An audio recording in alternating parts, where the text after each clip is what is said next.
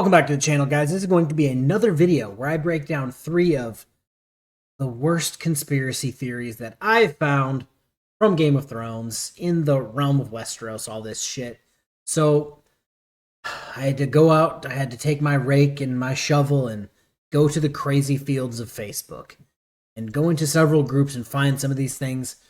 I picked one that's pretty standard that I don't believe, and 2 of them that I've never heard of. So we're going to break down the first one, the easy one, the Tyrion being a secret Targaryen. As we all know, the Mad King was obsessed with Tywin's wife. Not shocked. I believe it was Barristan Selmy that mentioned that Aerys may have taken liberties, you do with that information what you will, with her in her bedding ceremony, and some fans kind of speculated that, or not even fans, crazy people on Facebook, speculated that Aerys would be inappropriate with her during her visits to King's Landing, resulting in Tyrion's birth.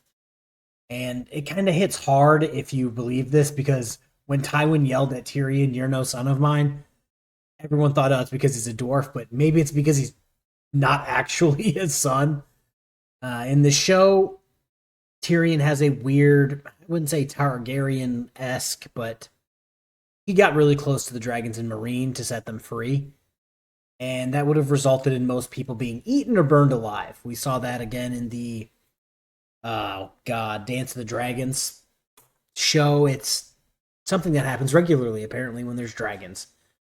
Let's go with, sorry, I just uploaded these 3 things in Word, so I'm trying to pick through that as we go. The appearance of Tyrion, they described him as having almost white hair when he was born, which is typical of a Targaryen. I don't know of many Targaryen dwarves, so we shall see with that. So, is there any truth to it? I found a few spots in the book that maybe could wink, wink, nod, nod. If you squinted your head or squinted your eyes and kind of tilted your head sideways, you could be like, oh, secret parentage. That seems to be George R. R. Martin's thing, but I don't think it's going to be anything close to that. This is going to be the one that I find the craziest. What if Varys is a merman? And it's the worst reasons for this. Some people were like, it's because he travels from place to place so fast. That is not a reason to call someone a merman. Maybe he's just efficient with his travel. He seemed to move from Dorne to King's Landing to Meereen very quickly, faster than anyone else, even without dragons or magic. But, like, again, he could just be efficient. I don't exactly think he's packing up the whole house to travel.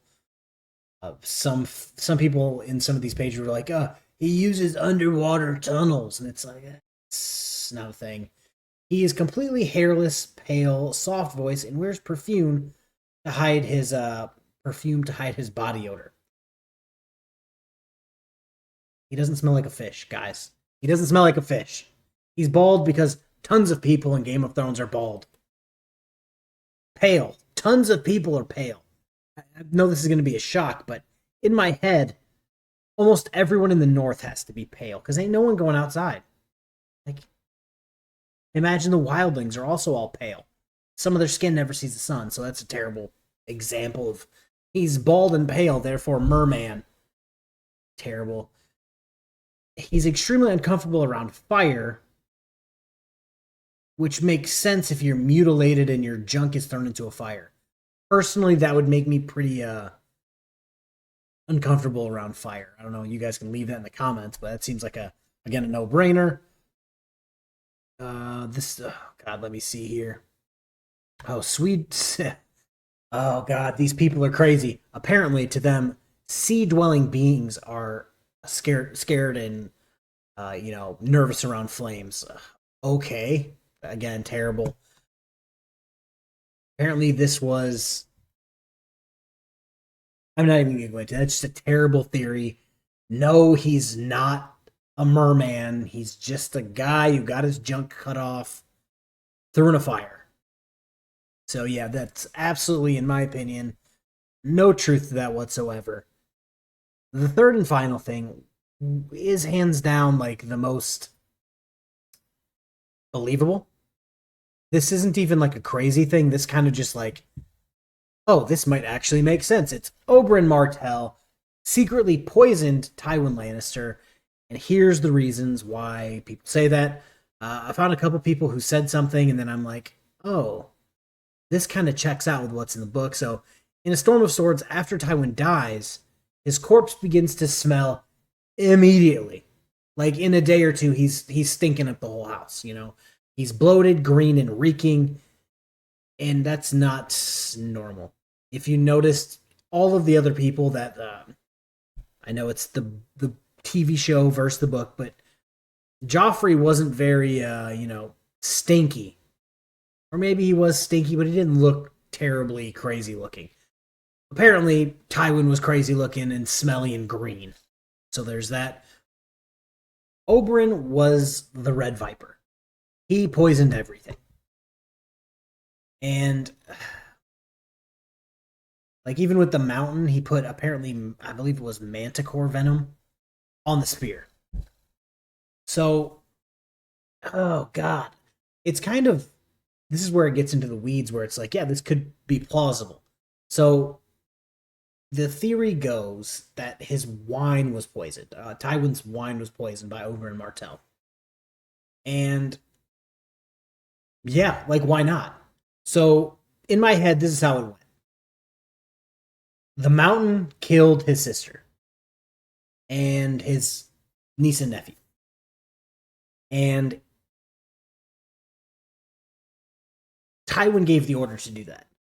So if he knew he was going to go fight the mountain, win or lose, he was going to kill Tywin. And with that, if he lost, well, Oberyn's already dead. What are you going to do? Raise him back from the dead and kill him again?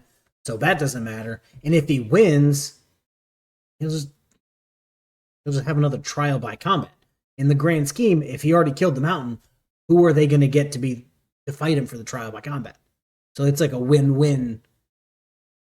Well, I mean, he would be dead, so it's kind of like a win-loss for Oberyn Martell. I'm just saying, like, this is a very plausible one. I thought it was crazy in the fact that, like, normally some of these Facebook groups, some of these Reddit groups are filled with crazy people. This isn't necessarily a crazy conspiracy theory. It's just crazy that it could actually be right. So there's no hard evidence, however, that he poisoned Tywin, but if somebody got poisoned in King's Landing while he was there, they're probably like, bro, did you poison him? He's like person of interest number one, suspect number one. Let's see here. Apparently, some people were saying it's to represent the rot and corruption of the Lannisters. That's a terrible excuse for why he didn't get poisoned.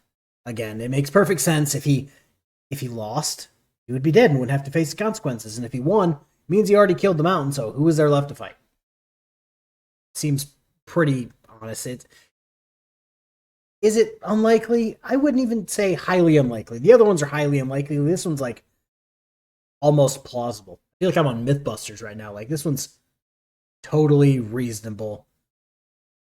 And it would add just like an onion, like Shrek. It's an onion. It's got many layers, but this could add many layers to a gigantic main character's death from this crap, and that would just be terrific. But that's the video, guys. I'm trying to be more, prudent in making videos for this channel. This is the channel that I actually like the most, but I'm going to try to keep putting out videos and shorts regularly so you guys can see this. And yes, we will be revisiting the craziest conspiracies that I can find because Facebook people are freaking nuts. But everybody have a good rest of your day. Peace.